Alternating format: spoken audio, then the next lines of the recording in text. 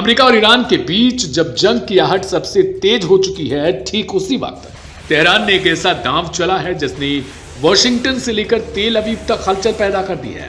Iran ने इस बार सिर्फ बयान नहीं दिया, बल्कि एक हाई प्रोफाइल मौत के जरिए दुनिया को यह संदेश भेज दिया कि वह अब किसी दबाव में आने वाला नहीं है। कथित तौर पर इसराइल की खुफिया एजेंसी मोसाद के लिए जासूसी करने वाले शख्स को मौत की सजा सुनाकर ईरान ने यह साफ कर दिया कि यह सिर्फ कानून का मामला नहीं, बल्कि एक रणनीतिक चेतावनी भी है। जिस वक्त अमेरिकी राष्ट्रपति डोनाल्ड ट्रंप अमेरिकी युद्धपोतों को मिडिल ईस्ट की ओर भेज रहे हैं, उसी वक्त ईरान का यह कदम किसी वार्निंग शॉट से कम नहीं माना जा रहा, क्योंकि अमेरिकी प्रेसिडेंट डोनाल्ड ट्रंप लगातार ईरान को अपने हिसाब से चलाने की कोशिश कर रहे थे और मैसेज भेज रहे थे कि अगर वह उनकी बात नहीं सुनेगा तो उस पर हमला किया जाएगा।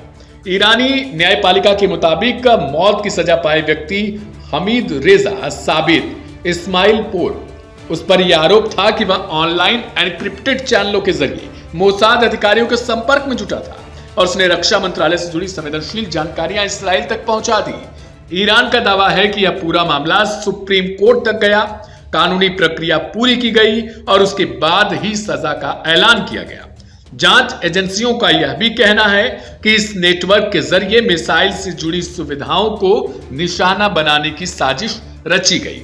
ईरान के सरकारी मीडिया ने इसे विदेशी साजिश के खिलाफ निर्णायक कार्रवाई बताया और यह जताने की कोशिश की कि तेहरान अब सिर्फ रिएक्ट नहीं करने वाला, बल्कि पहले से चालें चल रहा है। इस फांसी का ऐलान ऐसे समय पर हुआ है जब इस्राएली प्रधानमंत्री बेंजामिन नेतन्याहू खुले तौर पर ईरान को चेतावनी दे रहे हैं और अमेरिकी सैन्य ताकत का प्रदर्शन किया जा रहा है। लेकिन दिलचस्प बात यह है कि ईरान अकेला नहीं खड़ा है। लेबनान से इसके लिए हिजबुल्ला, इराक से कताइब हिजबुल्ला और यमन से हूती विद्रोही भी अब खुलकर ईरान के समर्थन में सामने आ चुके हैं। कहीं न्यूट्रल न रहने की चेतावनी भी है, तो कहीं आत्मघाती हमलों तक की तैयारी की बातें खुलकर सामने आई हैं। यमन के हूतियों ने तो शिपिंग रूट्स को दोबारा निशाने पर लेने का इशारा भी कर दिया है। यह सब मिलकर उस प्रॉक्सी वार की तस्वीर पेश करता है जिसमें ईरान केंद्र में बैठकर पूरा खेल पढ़ चुका है। दूसरी तरफ अमेरिका अपने युद्धपोतों, एयरक्राफ्ट कैरियर्स और लड़ाकू विमानों को ईरान के करीब ला रहा है। खुद डोनाल्ड ट्रंप यह कह चुके हैं कि एक और खूबसूरत आर्माडा ईरान की ओर बढ़ रही है। लेकिन तेहरान का संदेश साफ है, अगर हमला हुआ तो जवाब सिर्फ एक मोर्चे से नहीं मिलने वाला। ईरान, अमेरिका और इसराइल दोनों पर यह जताने की भी कोशिश कर रहा है कि क्षेत्रीय अस्थिरता के लिए वही जिम्मेदार है और अंदरूनी अशांति भी विदेशी साजिश का एक नतीजा है। इस पूरे घटनाक्रम में ईरान ने खुद को एक पीड़ित नहीं, बल्कि एक ऐसे खिलाड़ी के रूप में भी पेश कर दिया जिसने पहले ही शतरंज की बिसात पर अगले कई चालें देख ली हैं। अब सवाल यह है कि क्या अमेरिका इस खबर के बाद कोई रिएक्ट करेगा या फिर चुप्पी साध लेगा।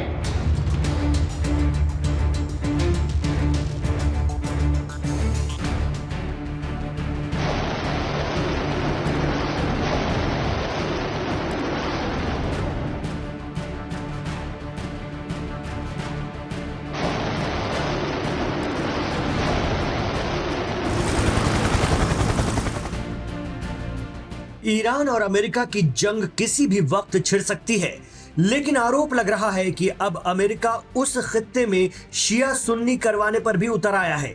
जी हां, ईरान और अमेरिका के बीच तो भीषण युद्ध होगा ही होगा, लेकिन सोशल मीडिया पर चर्चा शुरू हो गई है कि मुसलमानों के अलग अलग धड़ों को भी उस खित्ते में आपस में लड़वाने के प्लान पर काम किया जा रहा है। कैसे, आइए इसे समझते हैं।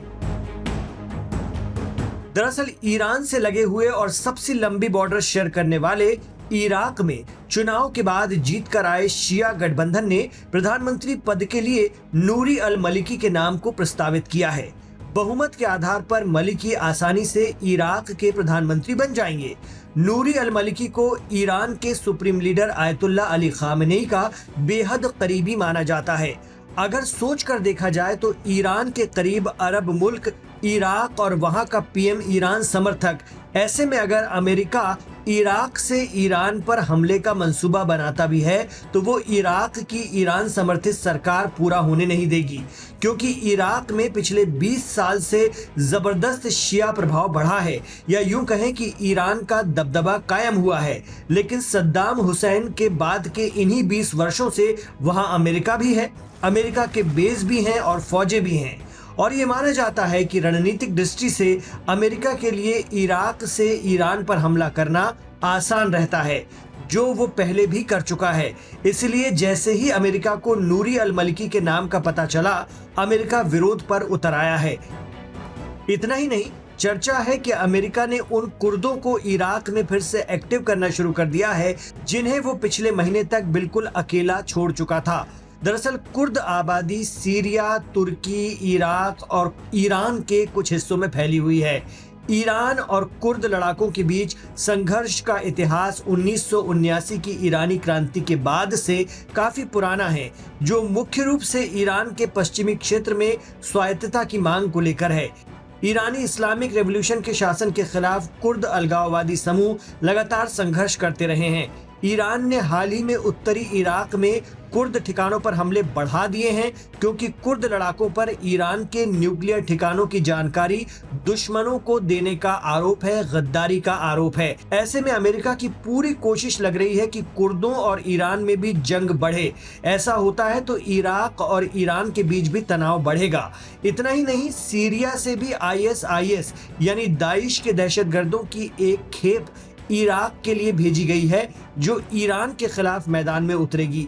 चर्चा है कि दुनिया के इस सबसे खूंखार आतंकी संगठन और लोगों को इराक में भेजने का प्लान है। चूंकि सीरिया में अमेरिका समर्थक अबू मोहम्मद जौलानी यानी अहमद अल शरा की HTS की सरकार है, लेकिन अगर नूरी अल मलिकी PM बन गए तो इराक में ISIS और कुर्दों को कंट्रोल किया जा सकेगा, इराकी फोर्स और हस्दुश शाबी की मदद से, जो अमेरिका नहीं चाहता है।